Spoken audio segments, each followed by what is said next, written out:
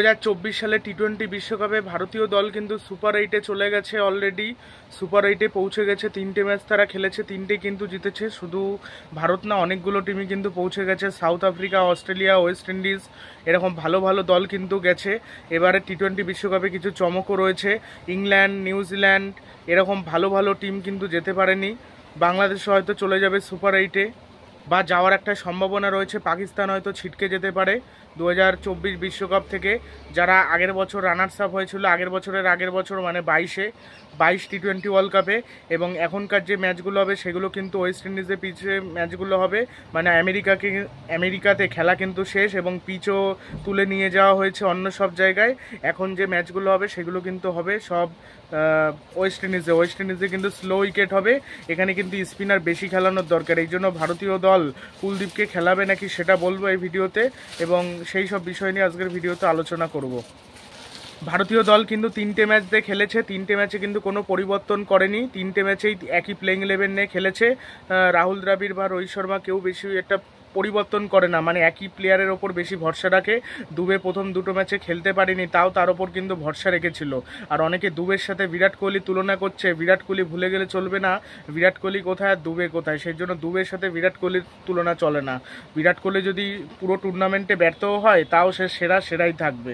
একটা টুর্নামেন্টে ব্যর্থ হতেই পারে, এর আগে ধারাবাহিকভাবে রান করেছে। দুবে সেটা পারেনি, এই প্রথম তার বিশ্বকাপ।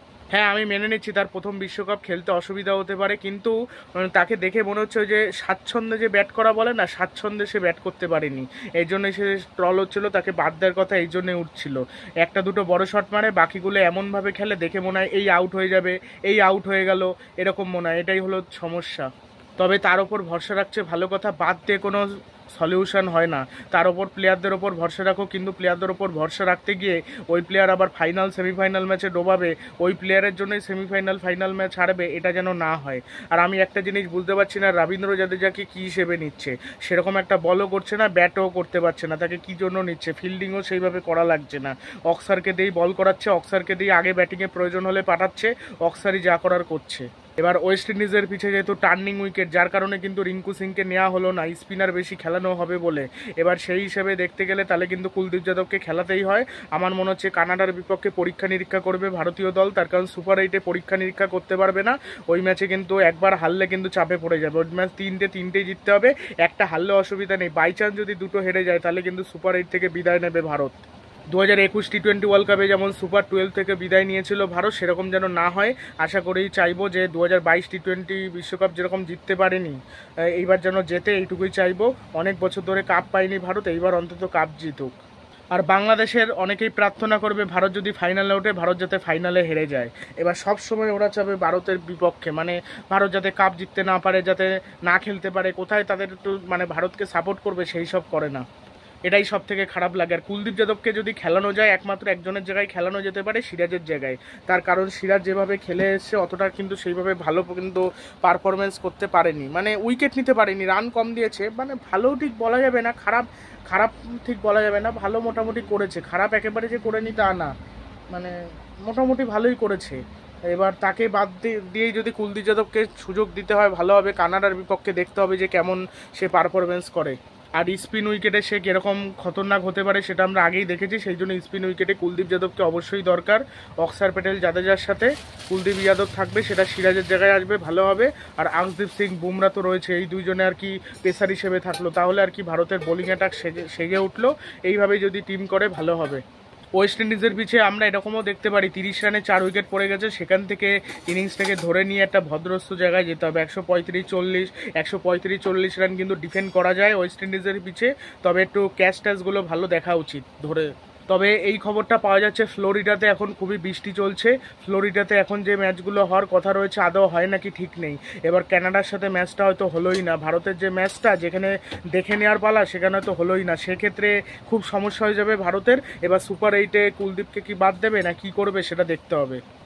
সেটা রাহুল দ্রাবিড়ের খুবই সমস্যায় পড়ে যাবে। রাহুল দ্রাবিড়, রোহিত শর্মা দুজনে কিন্তু খুব সমস্যায় পড়ে যাবে একই কারণে, যে সুপার 8-এর ম্যাচগুলো এইগুলো কিন্তু খুবই গুরুত্বপূর্ণ। একটা ম্যাচ হারলে কিন্তু চাপে পড়ে যাবে, তখন অন্য দলের ওপর ভরসা করে থাকতে হবে, অন্য দলকে হারতে হবে, তখন কিন্তু ভারত যেতে পারবে। সেই জন্য আমার যতদূর মনে হচ্ছে যদি কানাডার বিপক্ষে না খেলে তাহলে আমার মনে হয় কুলদীপ যাদব সুযোগ পাবে না। ওই যেরকম ওয়েস্ট ইন্ডিজ খেলাচ্ছে গুডাকেশ মতি, আর গুডাকেশ মতি বলটা খুব ভালো স্পিন করছে, অ্যাকিল হোসেন যে সেরকম স্পিন পায় না, কিন্তু ওয়েস্ট ইন্ডিজের পিছে কিন্তু স্পিন পাচ্ছে। এই দুজনকে একসাথে যেরকম খেলাচ্ছে, ভারত হয়তো জাদেজা অক্সারকে খেলাবে, কিন্তু ওরা কিন্তু দুইজন বল করছে, অক্সার প্যাটেলও বল করছে, মতিও বল করছে, কিন্তু ভারতের কিন্তু সেটা আমরা দেখতে পাচ্ছি না। জাদেজা অক্সার প্যাটেল কিন্তু একসাথে বল করে না, অক্সার প্যাটেল বল করে যাচ্ছে বা জাদেজা কিন্তু বল করছে না। ফিল্ডিংটা হয়তো করছে, ক্যাচও সেরকমভাবে ধরাই লাগছে না, একটা মনে হয় ক্যাচও ধরেনি, মানে তাকে নেওয়া হচ্ছে, ওই নেওয়ার দরকার, তাকে নেওয়া হয়েছে একজন অভিজ্ঞ কাউকে টিমে রাখার দরকার, তাকে রেখে দিয়েছে। সে ব্যাটও করছে না, বল তো একবারও করছে না, আমি জানি না কেন বল দিচ্ছে না। দরকার হলে দুবেকে না দিক, দুবে ব্যাটিংটাই করুক, দুবেকে যে বল দিতেই লাগবে এমন কোনো তো কথা নেই। আর বেশি অলরাউন্ডার নিয়ে লাভ নেই, 7-8টা অলরাউন্ডার নিয়ে লাভ নেই, মানে 7-8টা প্লেয়ার বল করতে পারে এরকম নিয়ে লাভ নেই। 6 জন থাকলেই যথেষ্ট, 5-6 জন, 5 জন একটু বেশি, একজন এক্সট্রা থাকবে ভালো হবে, বা খুব বড় জোর হলে 7 জন। এবার বেশি বোলিং অপশান হলেই যে ভালো হয় এমন কিন্তু কথা নেই, অনেক সময় কোঠায় 5 জন বোলার, 5 জনই যদি ভালো বল করতে পারে, বা একজন একটু মার খেলো, বাকি 4 জন ভালো বল করে দিল, তাহলে কিন্তু কোনো চাপ হয় না। সেই জন্য বেশি বোলিং অপশান রাখার কোনো দরকার নেই। আর কুলদীপ যাদবকে ওই কানাডার বিপক্ষে ম্যাচে যদি খেলাবে, না হলে খেলাবে না আমার যতদূর মনে হচ্ছে। এবার ফ্লোরিডাতে এখন বৃষ্টি হওয়ার সম্ভাবনা রয়েছে, পাকিস্তানের সাথে যে ম্যাচটা, মানে পাকিস্তানের যে ম্যাচটা রয়েছে ওটাও কিন্তু বৃষ্টির জন্য নাও হতে পারে, তার কারণ ফ্লোরিডাতে এখন মানে প্রচুর বন্যা হয়েছে। তবে প্রচুর বন্যা হওয়ার পর মানে পিচ অন্যরকম হতেও পারে, সেখানে তো স্পিনই সেরকম হলো না ফ্লোরিডার পিচে, সেক্ষেত্রে কিন্তু আলাদা বিষয় হবে। এবার সেটা দেখতে গেলে যদি আবার আমেরিকার মতো সুইং কন্ডিশন হয়, তাহলে আবার কুলদীপকে খেলাতে পারবে না, প্রচণ্ড সমস্যা হয়ে গেছে। কুলদীপকে কি একবারে সুপার 8-এ যদি হেরে যায় ম্যাচ, তখন আবার বলবে কুলদীপ যাদবকে আসানোর জন্য, মানে কুলদীপকে নেওয়ার জন্য হয়তো ভারত হেরেছে। এবার জেতা কম্বিনেশান চেঞ্জ করা উচিত না, যে কম্বিনেশান জিতে যাচ্ছে সে কম্বিনেশান আর কি চেঞ্জ করবে, সেটাই হয়ে গেছে সমস্যা। সেই জন্য আমার মনে হয় কুলদীপ যাদব আদৌ সুযোগ পায় নাকি ঠিক নেই। চাহালের কথা তো আমি বাদই দিলাম, চাহাল সুযোগ পাবে না, আমি এর আগেও ভিডিওতে অনেকবার বলেছিলাম চাহাল হয়তো সুযোগ পাবে না। চাহাল না পারে ফিল্ডিং করতে, ব্যাটও খুব একটা পারে না, বোলিংয়ে এত মার খায় যে মাথা ফাথা খারাপ হয়ে যায়। তাও ঠিক আছে, চাহালের ব্যাপারটা আলাদা, যদি কুলদীপ যাদব সেখানে মার খেয়ে যেত বা কোনো স্পিনার না থাকতো, চাহালকে খেলানো যেত। এবার যেহেতু ভারতের স্পিনার রয়েছে, সেই জন্য চাহালকে আর দরকার নেই। অন্য দল যেমন অ্যাডাম জাম্পাকে মার খেলেও খেলাতে হবে, আদিল রশিদকে ইংল্যান্ডে যেমন খেলাতেই হবে, ঈশ সৌদিকে দেখলাম বাদ দিয়েছে, সেটা আলাদা বিষয়, একটা ম্যাচে মনে হয় খেলানো হয়েছিল।